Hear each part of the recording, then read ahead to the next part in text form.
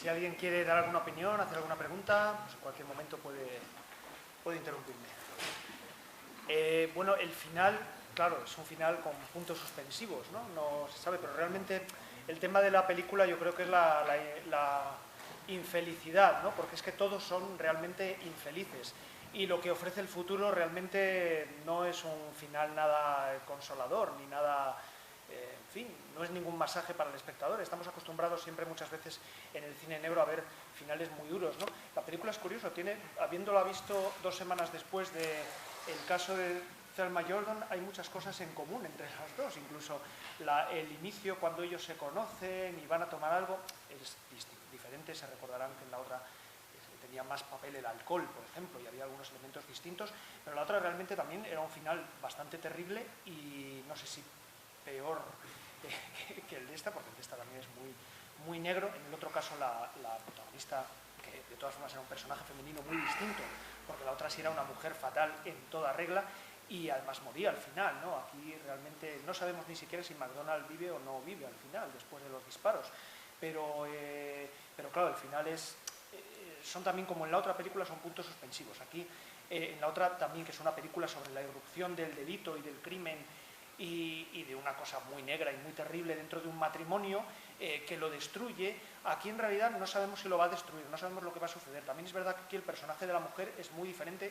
Hablo un poco de memoria y para la gente que recuerde Thelma Jordan, que la hemos visto hace 2 semanas, pero aquí los personajes, por ejemplo, de las esposas son muy distintos. Aquí está Jane Wyatt, que yo creo que está muy bien haciendo de la mujer, que siempre hacía de mujer, ¿no? Además, siempre hacía de esposa, y con traumas de no tanto quizás como en esta película, pero siempre. Jane Wyatt era una actriz que nunca llegó a ser una estrella, pero era de una familia muy rica de Estados Unidos y al parecer de una de las primeras familias americanas. Casi de la aristocracia, se podría decir, si hubiese aristocracia en las familias originarias de Estados Unidos. Y por lo visto, pues bueno, tenía una gran vocación para actriz, había sido actriz de teatro y el propio André de Toth la eligió prácticamente personalmente. En el texto que les hemos enviado y que saldrá publicado en el libro, esta entrevista, él lo dice que no quería una mujer, y yo creo que eso es muy importante porque en la película los personajes femeninos son estupendos. La penetración psicológica en su descripción realmente es una época en la que hay grandes personajes femeninos. Hollywood ha sido muy femenino en ese sentido, ¿no? Pero aquí realmente son muy originales, porque una de las peculiaridades y de las características de Toth es siempre ser original y salirse un poco de los tópicos y de los arquetipos, ¿no? Eso siempre le gustaba. Eso lo hacía, además se nota que está hecho a idea en muchas de sus películas y aquí está hecho a idea, pero el personaje de ella realmente es muy original porque es un personaje muy fuerte. Es una ama de casa, pero es muy fuerte y muy inteligente porque se da cuenta de que hay algo raro desde el principio. Y además contrasta con el personaje de él, que es bastante tonto. Él es un personaje... Bueno, dice de Toth que en la entrevista también que Dick Powell estaba pasando una situación bastante parecida. Dick Powell estaba casado con June Allison, era una actriz también muy popular y él era muy famoso además. Y dice que tenía una amante y él estaba como casi al borde de algo que se podría calificar del tormento, de estar atormentado, ¿no? Y al parecer, él, que iba a ser solo productor de la película, se metió en la película de lleno como actor porque vio algo que tocaba una fibra personal, de cosas que estaba él viviendo. Y yo creo que se nota, ¿eh? Es un actor muy pétreo, muy sobrio, pero le da algo que yo creo que está muy sentido en algunos momentos del personaje. Y de Toth dice también que Dick Powell, que dice que fue una maravilla trabajar con él, que no daba problemas y era muy cómodo, trabajar con él en una película, pero dice que también en la vida real que era como un poco tontorrón, es muy difícil traducir las palabras de Toth y la forma como lo dice. No dice que fue una persona inteligente, pero que tenía una especie de bonomía que casi le convertía muy parecido al de la película. En realidad, al final, lo dice muy bien, la justicia se lo dice. Dice, si usted hubiese llamado a la policía, pues bueno, por lo menos nos habríamos ahorrado al menos un muerto, que es lo que tenemos sobre la mesa, pero él no lo ha hecho.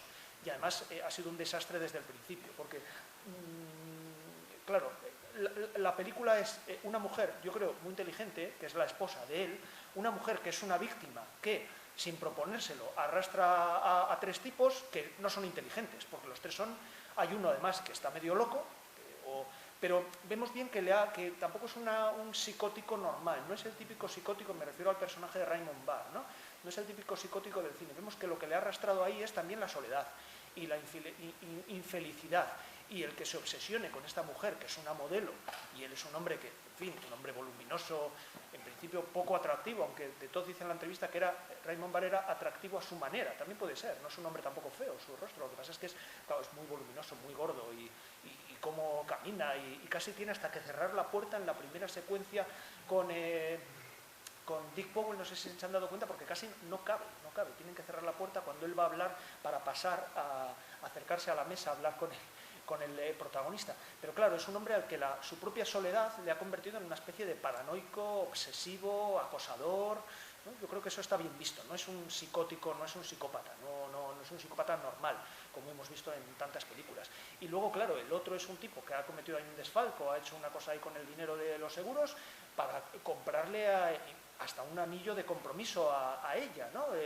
Claro, son todos que hacen tonterías. En realidad aquí se crea una especie de variación con lo que suele ser habitual en el cine negro. En realidad estamos muy acostumbrados en el cine negro a ver planes premeditados, ¿no? Hay una película que tiene cierto parecido con esta, que podemos comparar luego, que es The Prowler, de Joseph Losey.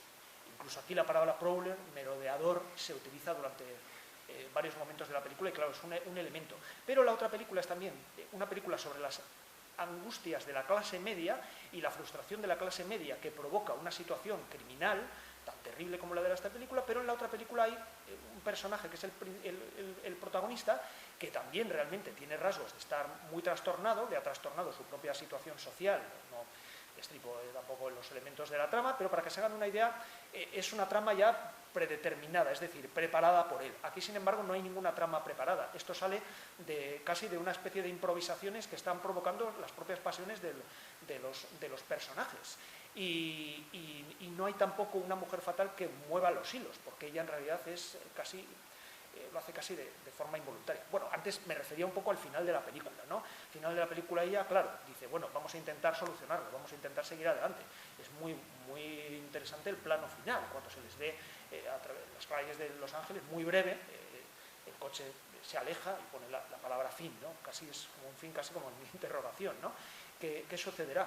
Pero hay una secuencia anterior que es también muy parecida, que es cuando él le dice a ella que ha estado, después de que haya disparado contra el tipo, incluso dice, él tendría más motivos de haberme disparado a mí, lo cual es una cosa terrible y, bueno, hasta cierto punto no sabemos, discutible, ¿no? Porque, bueno, si estamos ahí en temas de que unos se enamoran de otros, tampoco ha sido nunca un motivo para matar a nadie, ¿no? Pero él, en realidad, lo que está buscando es la disculpa de ella, es muy interesante, y ella no le disculpa en ningún momento, pero tampoco se echa al cuello de él, es decir, pues, puede llegar a entenderlo en cualquier momento porque el entorno de ellos realmente es muy frustrante. Al principio, en la primera secuencia del desayuno, lo vemos, pero no lo vemos como algo frustrante, vemos simplemente una pareja pues, a la que la rutina pues ha conducido a algo, tampoco frustración ni infelicidad. Luego hay una infidelidad, sí, pero tampoco vemos frustración ni infelicidad en la primera secuencia. Simplemente vemos un matrimonio que ha logrado, digamos, atravesar los años, como yo creo que es lo que deben hacer los matrimonios, ¿no? Llega un momento en que la pasión pues, no es como cuando la gente se conoce, es lógico, y ellos más o menos se han adaptado a eso, pero sucede algo que lo rompe y vemos que todo es muy frágil. En realidad cualquier matrimonio es frágil, es cierto. Depende mucho de la fortaleza de las personas que lo integran, del hombre y la mujer, o del hombre y la mujer, pero claro, también de la fuerza de las circunstancias externas, ¿no? Aquí en realidad lo vemos al principio que es más o menos estable, pero llega una circunstancia externa que lo destruye. Y eso está muy bien hecho en la primera secuencia, la secuencia del desayuno, y al final también, en el final. Y también está muy bien cuando él intenta buscar la disculpa de ella, pero tampoco lo consigue, y casi le preocupa más eso en ese momento, es muy interesante, que haber disparado a un hombre, que es en realidad lo que le va a atormentar después. Se lo dicen también a la justicia se lo dice bien claro, dice, matar a un hombre es, aunque él salga un poco, es decir, no es la víctima más grande, porque él tiene la posibilidad, pues bueno, de recomenzar su vida, de que le den otro destino, de empezar otra vez de cero, de que la mujer pues lo olvide un poco y bueno, que el tiempo lo termine curando. Pero lo más terrible es el personaje de ella, cuando se cruzan al final y la llevan, que él la ve a ella, pero ella no la ve a él, es un momento, yo creo que impresiona ese momento, ¿no? Bueno, Y el comienzo además tiene mucho humor, porque el niño, que es un niño, yo creo que está estupendo además, y además es que parece un niño de verdad, que muchas veces en el cine y también en Hollywood, incluso en películas más magníficas, muchas veces los niños eran como un poco sabiondillos. Este niño es estupendo, vamos, es estupendo. Yo tengo un niño más pequeño que este, de 4 años y medio, y me lo recordaba un poco, la forma como se movía y lo que decía cuando le viste, todo eso está muy bien el niño de físico, de la forma como lo hace, y también de lo que siente el niño, ¿no? Además es muy, ya digo, al principio hay un chiste que está muy bien, que el padre cuando le da el dinero, le está llamando el amigo, y hay un momento que yo creo que es precioso, y como padres, no sé, que ves que el niño está creciendo, incluso tiene un amigo que ya se despega un poco, ¿no? Y es un poco también un tema casi de la película también es la brecha generacional entre el padre y el hijo, que es muy curioso, siendo además un niño pequeño que le da una cosa muy simpática y muy inquietante también, que ya comentaremos. Pero al principio cuando le da el dinero le dice, no te lo gastes en mujeres, le dice, pero es lo que va a hacer el padre después. O sea que es muy curioso ese momento, ¿no? Es muy interesante. Y el padre va a engañar, y el padre... Bueno, en fin, yo creo que está muy bien definido eso. Bueno, por partes, porque hay bastante. Cuando él la conoce a ella, cuando la ve por primera vez, que llega, es muy interesante, porque ahí vemos toda la fantasía del personaje. Él ve las fotos de ella, y claro, las fotos son maravillosas, porque mucho más maravillosas incluso que cuando sale luego Elizabeth Scott, que incluso puede decepcionar un poco, pero claro, está hecho a idea. Elizabeth Scott, además, esta actriz, que había sido descubrimiento de Harvey Wallis en la Paramount, si no recuerdo mal, y había sale en una película muy famosa, Death Reckoning, Callejón sin salida, me parece, de John Cromwell con Humphrey Bogart. Bueno, la intentaban presentar también como otra Lauren Bacall o algo parecido. Y era modelo, había sido portada del Harper's Bazaar, me parece que se llama esta revista de moda, y ahí la había visto Harvey Wallis, y se había quedado prendado de ella, como se queda aquí prendado él cuando empieza a ver el book con las fotos, ¿no? Y es muy interesante porque son fotos de modelo en la que ella sale muy guapa, muy atractiva. En realidad cuando llega, no es que no salga atractiva, pero la vemos que es más pequeña, da la sensación como de más bajita y más cotidiana, más como de andar por casa, atractiva y demás, tal. Pero ya la estamos viendo, el personaje la está viendo a través de la fantasía que ha visto en las fotos, claramente. O sea, hay un momento ahí de lo que él ve y lo que está imaginando cuando ella está entrando. Claramente la ve exactamente igual, lo que pasa es que él es un poco más comedido, más cuerdo quizás, pero la ve exactamente igual que la están viendo el Smiley, el que está en la cárcel, y sobre todo el personaje de Raymond Barr, que está enloquecido por ella. Porque eso es muy interesante. Cuando él llega al despacho de Dick Powell al principio, del protagonista, le dice ya directamente que está completamente loco por ella. Y le vemos que está, en fin, bueno, lo dice. Y luego todo el acoso que le hace a ella es una cosa realmente muy inquietante. Y además ella, de una manera, una escena se cuenta que es muy original, yo creo, muy original, después de que él la haya estado acosando, yendo a lo de los vestidos y demás, ella intenta razonar con él a la puerta de su casa, fumando, y no lo consigue porque él está, pues yo creo que es una secuencia muy original. La película está llena de cosas originales, luego se pueden haber visto más veces, pero está llena de detalles como esos que son realmente originales. Toda la relación con el hijo, por ejemplo, es muy original, porque digo lo de la brecha generacional, pero no bromeo, se ve la brecha generacional. Y yo pensaba ahora, viendo la película que la he visto, la acababa de ver antes en la primera sesión y tal, y me da por pensar en otras cosas, digo, bueno, el chaval tiene, ¿qué tendrá? 7, 8 años, una cosa así, ¿no? Este chaval, ¿qué pasará en esa casa cuando llegue Elvis Presley y todo esto? Porque es la edad.